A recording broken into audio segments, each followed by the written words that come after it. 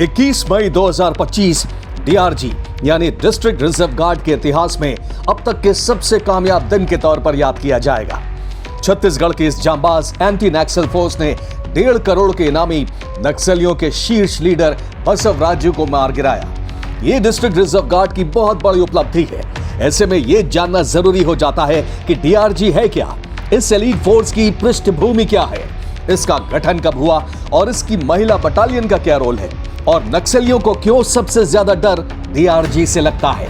आइए जानते हैं डीआरजी से जुड़ी एक एक जानकारी इस वीडियो में। हमें यकीन है इस शानदार फोर्स के बारे में जानकर आपका सीना भी फक्र से चौड़ा हो जाएगा। नमस्कार दोस्तों, नक्सलियों के लिए सबसे खौफनाक फोर्स कौन सी है?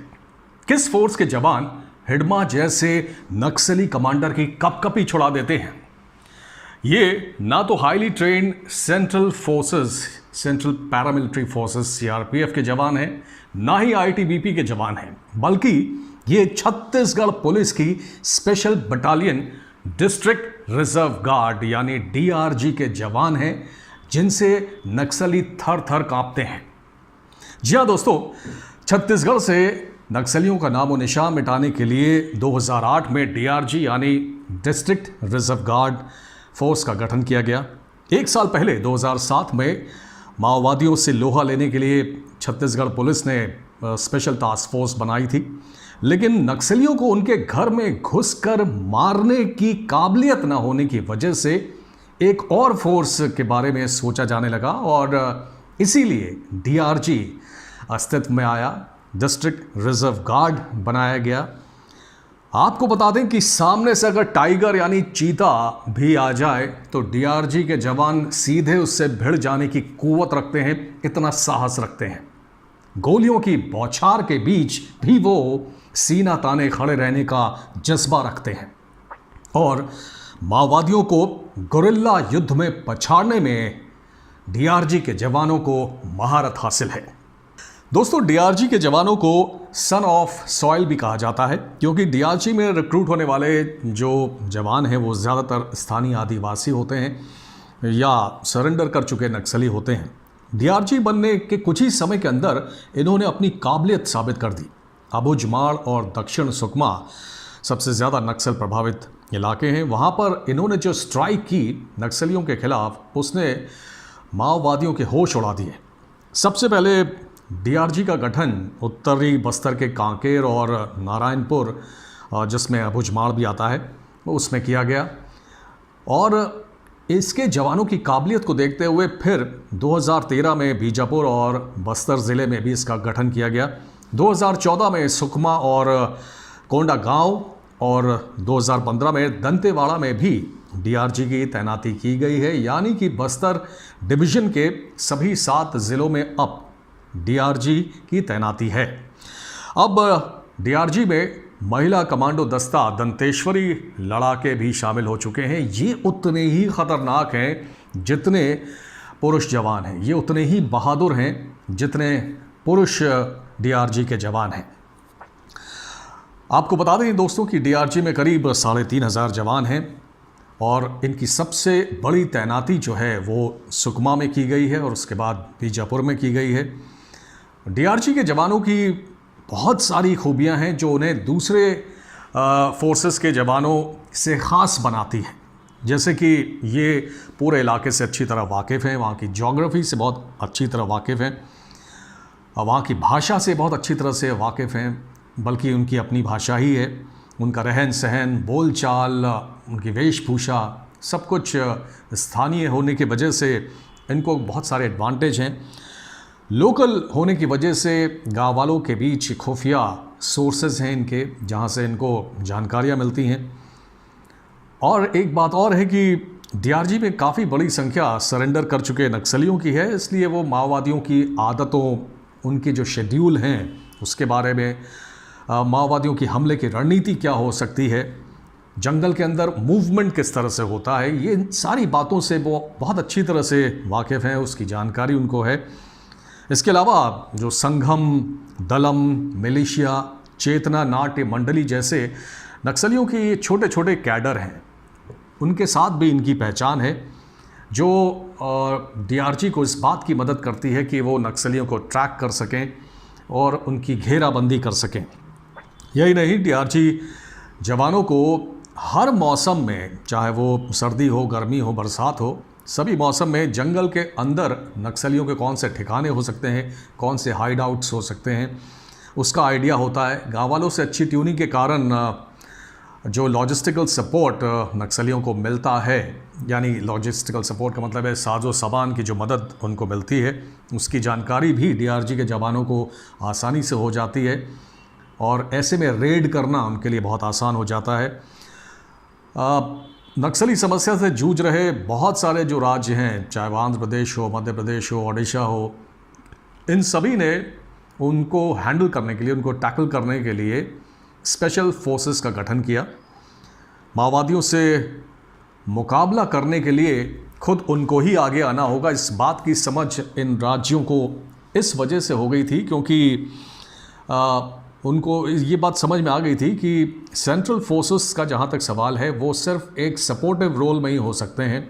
वो पीछे से आपको एक बैक सपोर्ट दे सकते हैं, लेकिन फ्रंट में आपको ही लड़ना पड़ेगा। उसकी वजह यही है कि वहाँ की टोपोग्राफी या वहाँ की जो ज्योग्राफी है या जो लोकल कंडीशंस हैं, उसके बारे में जो सबसे अच्छी जानकारी है वो वहीं के स्थानीय पुलिस वालों को हो सकती है, वहाँ के जवानों को हो सकती है। और इसी बात को ध्यान में रखते हुए आंध्र प्रदेश ने माओवादियों के सफाई के लिए एक स्पेशल फोर्स का गठन किया, जिसका नाम उन्होंने ग्रे हाउंड्स रखा, ग्रे हाउंड्स। अब महाराष्ट्र ने C60 बनाई, मध्य प्रदेश ने हॉक नाम की फोर्स बनाई, ओडिशा ने स्पेशल ऑपरेशन ग्रुप नाम दिया, SOG, और उसी तर्ज पर छत्तीसगढ़ ने STF स्पेशल टास्क फोर्स और DRG यानी डिस्ट्रिक्ट रिजर्व गार्ड का गठन किया, जिन्होंने बहुत कम समय में ही 300 से ज़्यादा नक्सलियों का सफाया कर दिया है। छत्तीसगढ़ के पास माओवादियों से मुकाबला करने के लिए STF DRG के अलावा एक बस्तरिया बटालियन भी है, उसमें भी स्थानीय लोगों को ही शामिल किया जाता है। और अगर माओवादियों की बात की जाए तो उनका जो गुस्सा है, उनकी जो खिलाफत है, वो सबसे ज़्यादा DRG और बस्तरिया बटालियन के जवानों से ही है, क्योंकि सबसे ज़्यादा ख़तरा उनको इन्हीं जवानों से है, इसलिए वो उनको अपना दुश्मन नंबर 1 मानते हैं। माओवादियों की हालत सबसे ज़्यादा ख़राब होती है इन्हीं के मारे। DRG में जैसा कि आपने पहले बताया 3,500 जवान हैं, जबकि STF की बात की जाए तो वहाँ 4,000 जवान हैं, लेकिन फिर भी माओवादियों से लड़ाई में भारी DRG के जवान ही पड़ते हैं। STF में छत्तीसगढ़ के गैर आदिवासी इलाकों के जवान भी भर्ती किए जाते हैं। DRG की अगर बात की जाए तो यहाँ पर जो रिक्रूटमेंट होता है वो 3 लेवल पर होता है। सबसे ऊपर असिस्टेंट कांस्टेबल, जो ज़्यादातर अब ख़त्म हो चुके सलवा जुडूम के स्पेशल पुलिस ऑफिसर्स हैं, जिनको SPOs कहा जाता था। दूसरे लेवल पूर्व माओवादियों का है जो सरेंडर कर चुके हैं, और तीसरा सीधी भर्ती होती है उन कांस्टेबल की।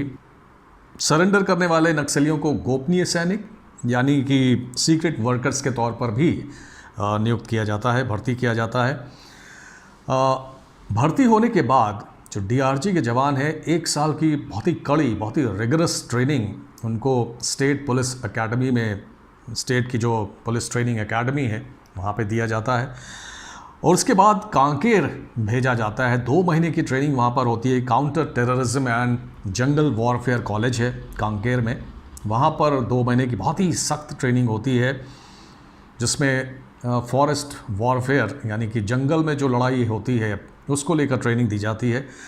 कुछ जवानों की ट्रेनिंग आंध्र प्रदेश के ग्रे हाउंड्स के साथ भी हुई है।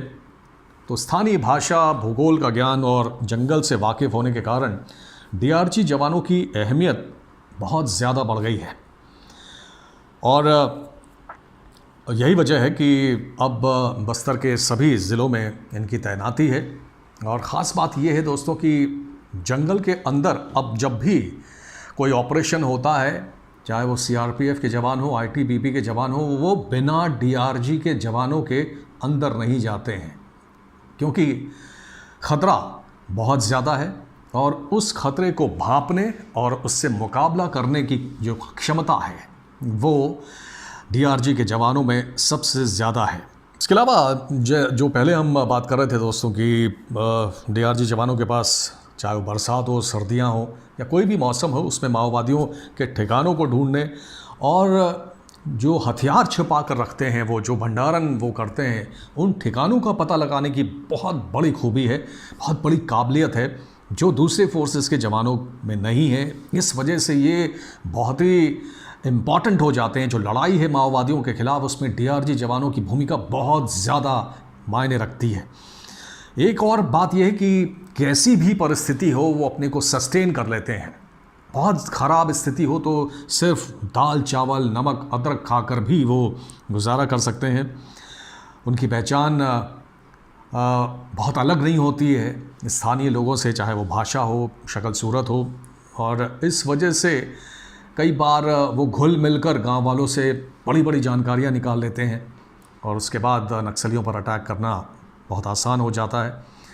2014 में एक घटना हुई थी कासलपट की और उसके बाद ही से ये तय किया गया था कि अब जो भी ऑपरेशन होगा नक्सलियों के खिलाफ, उसको ज़्यादातर लीड डीआरजी के जवान ही करेंगे।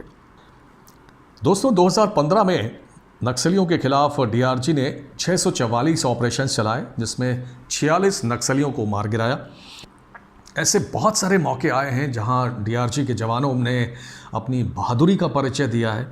नक्सलियों का प्रभाव भी लगातार सिकुड़ता जा रहा है, सिमटता जा रहा है, और वो दिन बहुत ज़्यादा दूर लगता नहीं है जब छत्तीसगढ़ से भी इनका नामो निशान मिट जाएगा। बहुत बहुत धन्यवाद। जय हिंद।